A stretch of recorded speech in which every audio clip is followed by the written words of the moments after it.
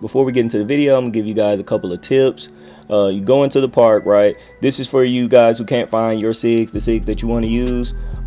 You go into the park, you could get anybody. For instance, I'm gonna use the top rep, his fade from hell. So then you press L1 R1, you go find his name, and then go to view 2K card. When you view his 2K card, you see his stats. He has 92 ball handle, 86 speed with ball. Those are what matters for when it comes down to sigs. So then you go and you can look at his sigs. So you see his dribble style, breakdown combo moves, all that stuff. So if you see somebody that you want to dribble like, then you can go copy their sigs. YouTubers might give you one or two good sigs, but then typically they're giving you the third and fourth best sig, and you want to actually use what people are using so we can all be on the same even playing field. The next one is to hold up on the rhythm shooting stick. So when you hold back and then you go up, don't flick it up, hold it up, and that gives you a better like follow through on your shot. And you can tell from this, the rhythm shooting, you just have to look at that was a bad time shot. The rhythm shooting, you just have to get the tempo green. The jump shot itself doesn't actually have to be green. So me personally, I'm a jump shot meters user, so as you can see, and I shoot pretty good, you know what I mean? But it just doesn't make sense for me not to shoot with the jump shot meter on, because it lets me know when my jump shot starts. This is my jump shot, Ray Allen base, Ray Allen first upper. I don't know how to say that name for the second upper. This is the blending, this is the speed I use, this is the release timing. These are my sigs. Most of them aren't really important. Pass style doesn't really matter. Dribble style, Zach LaVine is really explosive coming out of stuff. The only things that I use basically are the Lonzo Ball crossover, the Scottie Pippen behind the back to switch hands going downhill, and the Vince Carter step back just to get some space from three or to get some space to run around my defender. So this is my pie chart. It's looking pretty filled out compared to other builds and stuff. 3 areas that are in the green. I mean, that's pretty good. These are my attributes. I'm gonna show you how I use my cap breakers. So I put 1 onto perimeter defense. So far, I'm gonna cap break +5 so I can get a 92, so I can have challenger on gold, and then maybe put it on legend if that's what the meta calls for at that point. But yeah, I can always go up on my speed and agility. That's always important, that's always valuable. I could put my 3-point shot up 3 so I can get that bronze limitless, and then if I want to, I can get my driving dunk and standing dunk both to 78. We're gonna get a lot of cap breakers this year. So these are my +2s right now. I have on-ball menace on Hall of Fame. I could also use physical finisher or set shot specialist Hall of Fame. I have lightning lunge +1 to gold because it's kind of pointless on Hall of Fame in my opinion. According to 2K Labs, it only gives you like 1% boost, as opposed to every other upgrade giving you like a 5% boost, stuff like that. Now if you were to get it on legend, that would be an additional like 4% boost or something like that, so that's definitely worth it. So currently my max +1 is on ball menace, max +2 is immovable enforcer. The goal is to see, I could +2 the physical finisher or the lightning lunge or the set shot specialist. Those are all good options to do. Also, Deadeye in this game is really valuable. I could also go Deadeye Hall of Fame, or you could also put on Hall of Fame Challenger. So these are all really good options.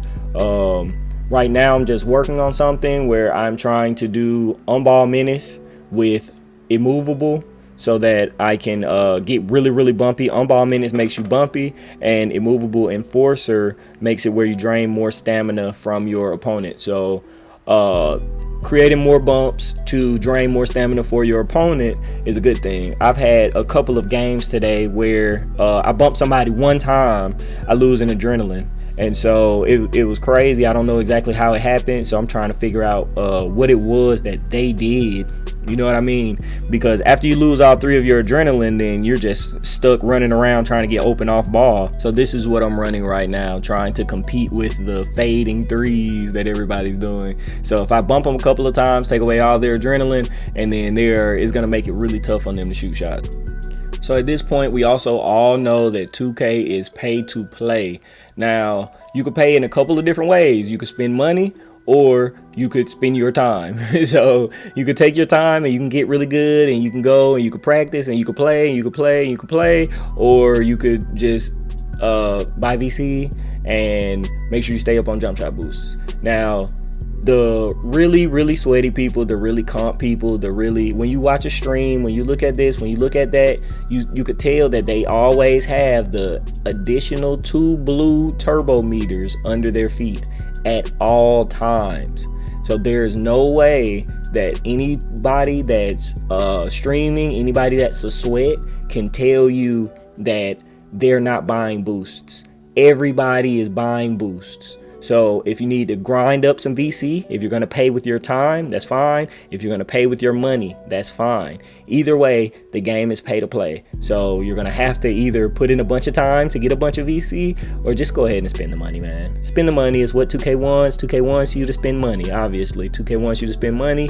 If you spend money, then you will play the game better. That's just how it works.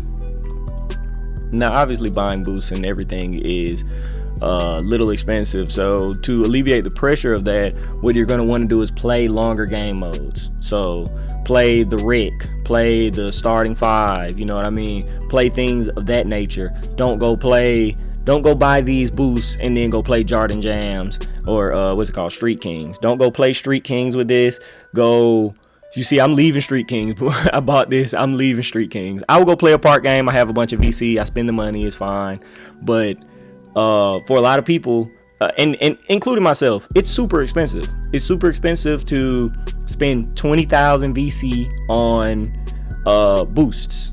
On 10 boosts, it costs 20,000 VC to have boosts in everything. And my players are pretty all around, so I use just about everything. I get rebounds, I get assists, I get steals, I get blocks on all of my builds. So I make use of having everything in one. You know what I mean? I try not to do too much in the park. I might do, jump shot boosts and Gatorade, and that's all. And so, if you're losing, you're definitely losing VC. If you're winning, you can kind of break even sometimes.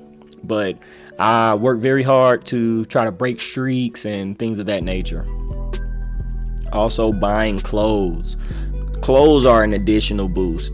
They will never ever tell you this. Clothes are an additional boost. When you buy clothes, every amount of money that you spend, they have a boost on it. It has a lifetime that wears off once you, let's say you buy, I bought this pair of shorts and this shirt. I'll probably be good for a week or two to continue to play at the level that I'm playing at right now, you know what I mean? Because I spent some VC. When you spend large amounts of VC, then your player just moves better. He just feels better. He just acts, he just has more IQ, etc. You know what I mean? Things just go his way a little bit more. You catch my drift? We will never be able to prove this, but it is a known fact throughout the 2K community that buying clothes makes you better. Spending VC makes you better. It helps the algorithm choose better animations for your player. You feel me?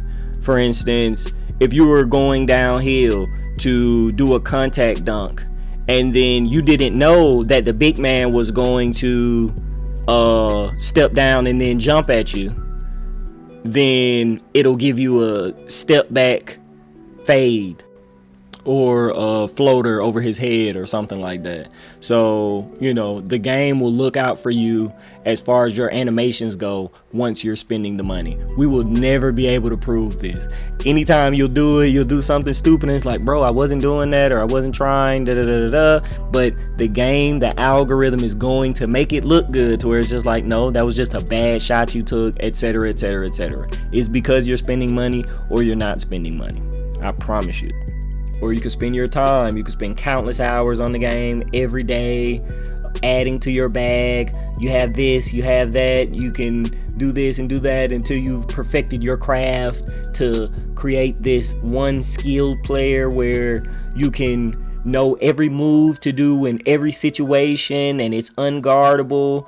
And, it's only when you're going up against another person of equal skill and they do spend the money, then, it is going to get hectic for you. You know what I mean? It's almost like you're starting with negative momentum and they're starting with positive momentum. That's just the way the game is played. They want their patrons their patrons that are spending the most money to have the most fun on the game, i.e. people that will spend an extra $30 just to play it a week ahead of time, to have the edge on everybody that gets it when it comes out. And to be honest, as a grown man, it makes Christmas special again because we know the brown shirts are hitting the park. If you made it to the end of the video, please leave a like, comment, show your support. I really appreciate it.